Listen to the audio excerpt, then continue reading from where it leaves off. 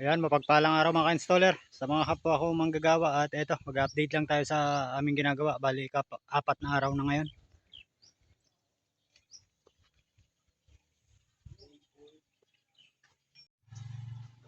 Bali, nabuhusan na nga pala natin tong apat na poste para dito sa likod. At etong isa na natira kagahapon, napormahan na rin namin yan, nabuhusan. At eto yung dalawang pinormahan at binuhusan kagahapon. Apat yan poste sa likod. Bukas, tatanggalin uli namin yan. At lilipat na naman dito sa harapan. Bali, apat na poste sa likod, sa dalawa, tatlo, apat, at apat din dito sa harap. Ito, nabuhusan na rin namin. Sa ngayon, magbubuhos na kami ng wall footing. Ang asintada nito ay kasintaas ng poste. Nasa 2 meters simula sa wall footing. So bali, naka ano na to, naka firewall. Simula sa muhon ay pumasok na kami ng 25 cm para sa gutter, dahil ang gusto na may-ari ay may gutter ang likod. At eto, yung natapos natin na buhusan, at papanoorin lang natin yung time lapse nito mamaya. Yung pagbubuhos namin. May mga abang na rin tayo para sa asintada at I-beam sa wall footing. Ayan o.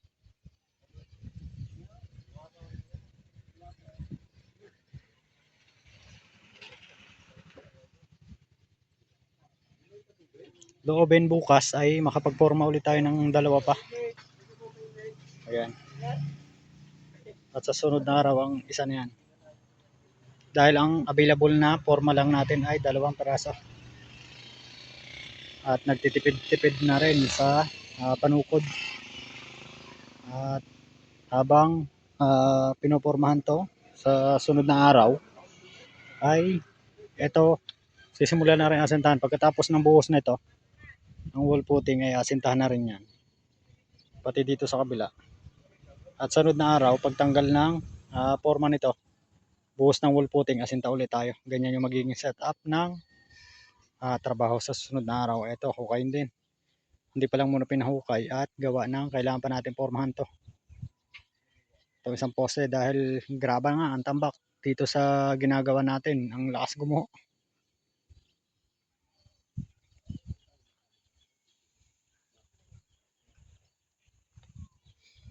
Bali, 2 poste nga pala yun ay tayo namin ngayong araw. Ayun, kasama finish ng hukay.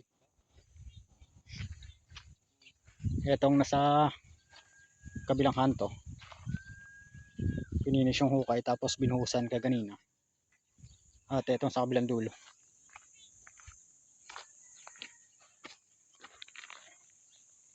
Medyo lalay lang sa paghukay dahil nga ayan, ang kapal ng graba. May posibilidad na gumuho. Ito sa kabila, asintahan din to papunta ron. Ang kapal din ng graba, kaya medyo mahirap maghukay. Pero kaya yan, kakayanin. At dito sa mga division ay may hukay rin na asintahan, 2. Doon ang kwarto sa kabila at dito sa kabila. Dito sa gitna ay ang pinaka dining at saka living na nila. Magkakaroon ng toilet doon at lababo maliit. Magkaharapan ng pinto ng kwarto. Yan yung gagawin natin. Dahil yan ang gusto nung nagpapagawa. Habang yung mga kasamahan natin ay nagmemerenda muna. Si Jolio. Shout out kay Julio Santos. At naka-prepare na rin yung pang namin, pang asinta. Bali, sinasalandra yung graba na pang asinta dahil nga ay malalaki yung bato. Mahirap i-asinta kapag malalaki ang bato. Kaya tiyaga lang at salandrahin lang para magamit pag-asinta. At magbe-merienda muna tayo mga ka-installer, mga kapwa ko manggagawa.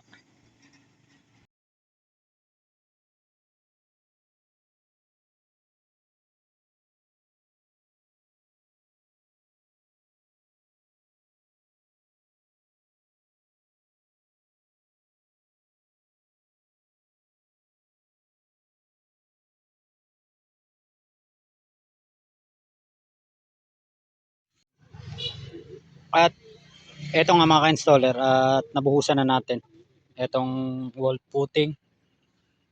At naglagay na rin kami ng etong dalawang span, nalagyan na rin namin ng hollow blocks. Dahil kung hindi namin na ihahabol na lagyan ng hollow blocks, baka matabunan uli yung aming hukay. Dahil nga graba, mataas yan, no?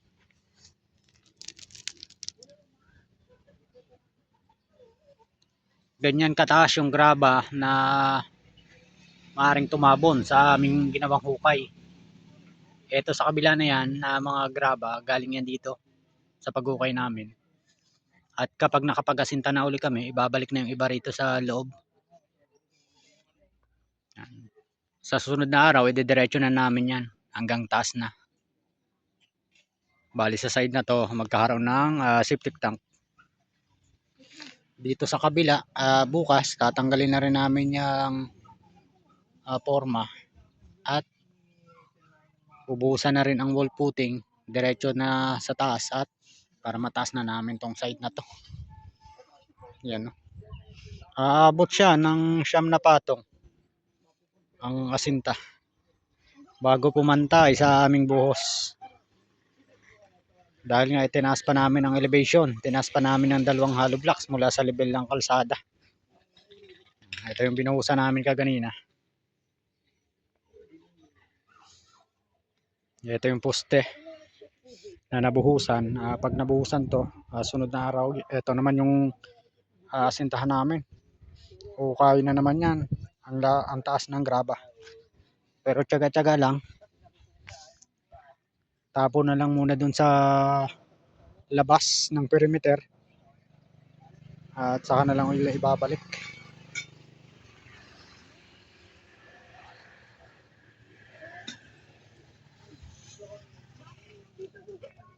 Ito naman yung bubuhusan namin bukas. Pupurmahan at bubuhusan. Bali 2 forma. Ito sa kabila na to.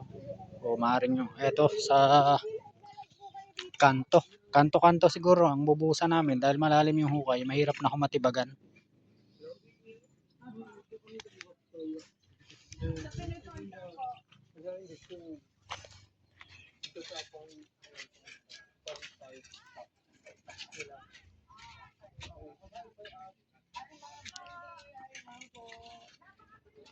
At dahil nagsisimula na kami mag-asinta, ayan, ang graba namin ay sinasalandra na. Ito gamit ang screen, nilagyan ng steel bar at frame. Yan yung mga bato, lalaki. Yan yung mga natatanggal dun sa sinalandra. Alwa na gamitin pagka salandrado ang graba.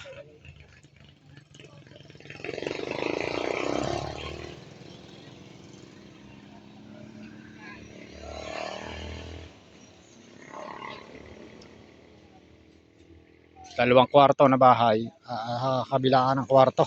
Ito sa kabila na to at sa kabilang side. Dito naman sa kabila ang pinakasalas at ano na nila, dining. Ang sukat ng bahay ay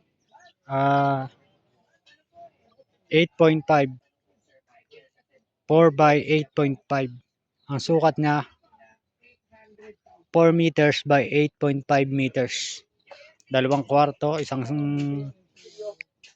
CR, salas kusina na.